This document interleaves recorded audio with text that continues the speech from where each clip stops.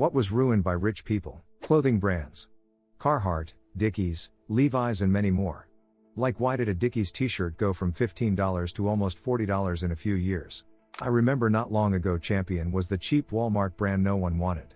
Now it's an overpriced name brand. I don't understand it. There used to be a really nice big park in the center of the city where I live. Everyone would go there. It was a nice open space. Take your kids, take your dogs, enjoy the fresh air.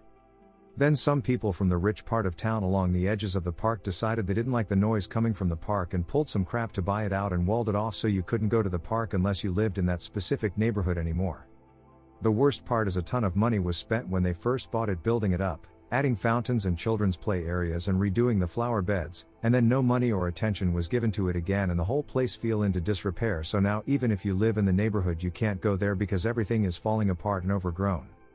So the assholes took the really nice park from everyone else and then neglected it until it became a crap hole in the middle of the city.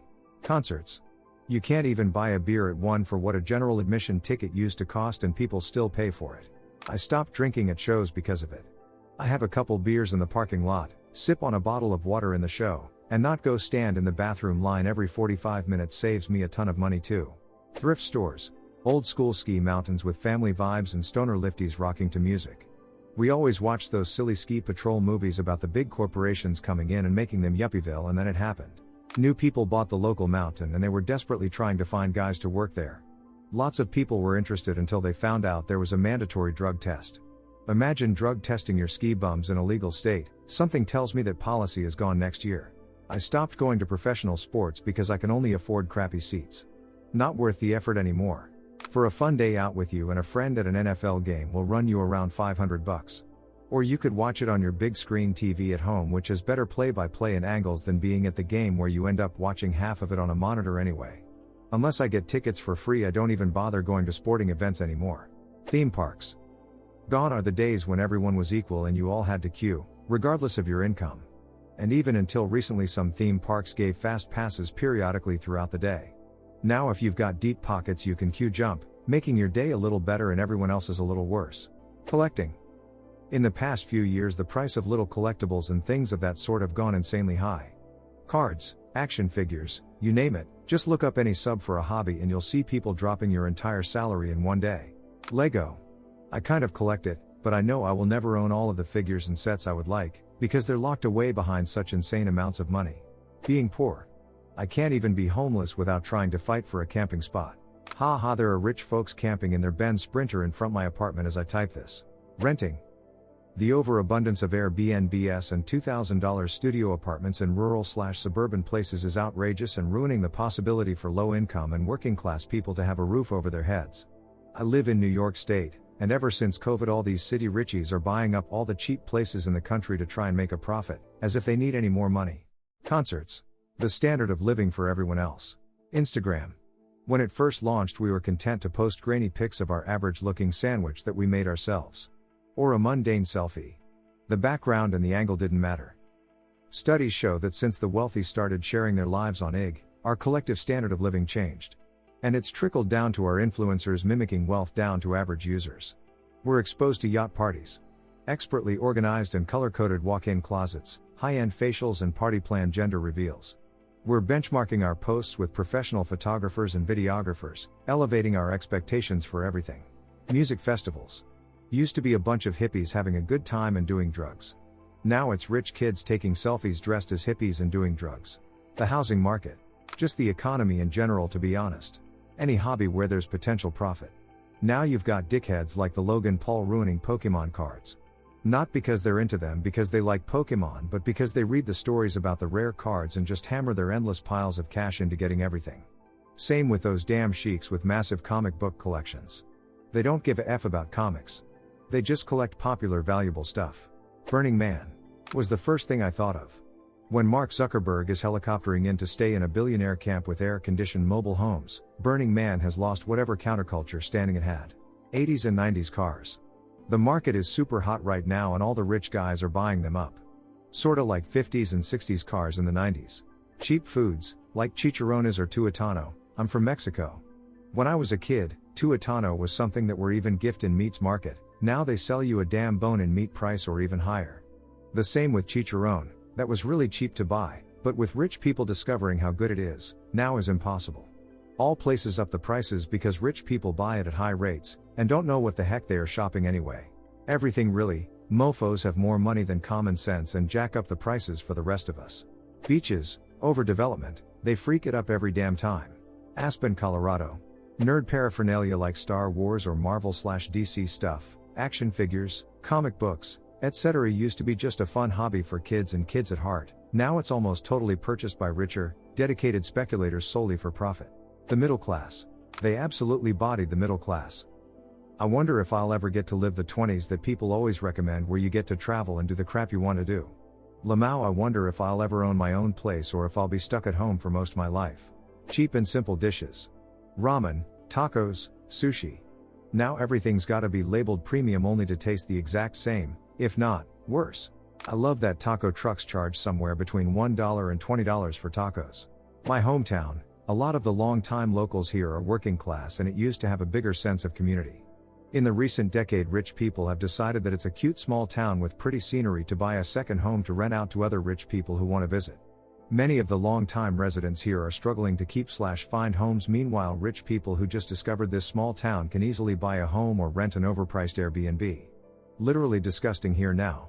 Bourbon. It used to be the most expensive bourbon you could find was like $100. Now, with everyone collecting, the prices have skyrocketed. The secondary market is completely insane. Formerly cool towns, Denver, Austin, Asheville, etc. Housing flipping for sure, looking to potentially buy at the moment, and everything has been fitted with new gray kitchens and modern lighting, etc., which isn't my style. I may be in the minority here, but means paying way more for a house and then having the job of ripping everything out. Why is pork shoulder and oxtail so expensive? It literally used to be the parts nobody wanted. You can thank the Food Network and Food Documentarian for that. Once people started learning how to cook them, they went nuts. Thrifting. Thrifting is cool when it's rich people donating and poor people buying. Colorado. Tulum, Jackson Hope, Aspen, many rural areas of Colorado, Antigua, Guatemala, Land Rover Defenders, etc. Can confirm Tulum. From one of the most beautiful places in Mexico to an overpriced, gentrified, drug-infested dumpster fire for rich fake hippie kids and Euro junkies. Everest. Government. Almost everything that has anything to do with money at this point. So many things, but I'll say trucks. Once upon a time, a humble working class vehicle for people who need to be able to do things themselves. Now they're all luxury vehicles with massive margins, unaffordable to anyone who needs them to do real work. Thailand. It used to be a backpacker's paradise. You used to be able to stay in huts on the beach and eat in local family-run restaurants. All taken over by 5-star spa resort hotels, international chains, and businesses moved in. When I was 21 and single, fishmongers used to give away /throw out fish heads. They now charge. Flank steak was way cheap until people learned how to cook it. Now it's hella expensive. Sailboats. Used to be you could on a working man's salary get a decent day sailing boat that you could go out with for the day with enough cabin space and amenities to live aboard for a long weekend, maybe a week. Like the McGregor 26. But nobody makes mere sailboats anymore, they make yachts. Expensive, over-designed yachts. Renting, buying property, taxes, anything that affects my ability to live the future I want based on cost living while they're out on vacation in Bali. The easy answer, everything. The harder answer, interclass solidarity and quality of life. They've worked so hard to separate the have-nots into their own little groups. We're too busy fighting each other instead of taking the fight, politically speaking, to the rich and the 1%. You have more in common with your fellow man than you ever will with a Bill Gates or Elon Musk. Healthcare. The price of housing. Either renting or owning, it's insane. Worldwide. Environment. Ah yes, I will just turn off the light in my living room when I'm not using it. I'm sure it will combat the billions of tons of CO2 created by those private planes. ATVs. I remember when a 500cc machine was overkill. Now everyone has 25k utes that are like driving trucks on the trails. The middle class family's ability to live comfortably on a single wage. Where do I start? Rural living. They keep migrating like locusts and devouring all the woods and land. How many yogurt shops and fancy neighborhoods do these need? Also, Aldi. I don't shop there anymore. I liked it better back in the day when it wasn't fancy, aisles narrow, and other poor or frugal people were shopping. Now the live laugh loves are in there with no sense of personal space. Watch out when the spiral hams are on sale. Lol. I think we covered thrifting, housing, and cheap eats. I hope they never think beans and rice are trendy. Those are my staples. I also hate that they are now into prepping/survival too. I think they were the ones crazy buying TP because poor people already know how to shop sensibly and keep a working pantry. I learned from my grandparents who lived during the Depression. Lobsters. Yes, when my mom was a kid, it was the kids of fishermen who brought lobster sandwiches to school in their lunches and they were made fun of by the other kids. I love lobster, so it would be nice if it wasn't so expensive now. The economies and well-being of natives of a crap ton of islands. I'm talking Hawaii, places in the Caribbean, etc. becoming economically dependent on tourist culture that is created and ultimately profited on by rich foreigners sucks. PPL can argue about whether or not their trip to these places are helping the economy or not, but what's undeniable is that the people creating these tourist economies don't give a single crap about the natives as they bulldoze through sacred sites and native neighborhoods in order to hand out culturally inaccurate hula skirts at 3-star hotels. The goth subculture, it used to always be make everything yourself, build it with basics. I've been part of the subculture for the last 15 years. Now if I don't wear Dollskill or Killstar, luxury goth clothing, 14-year-olds on the internet tell me it's not goth.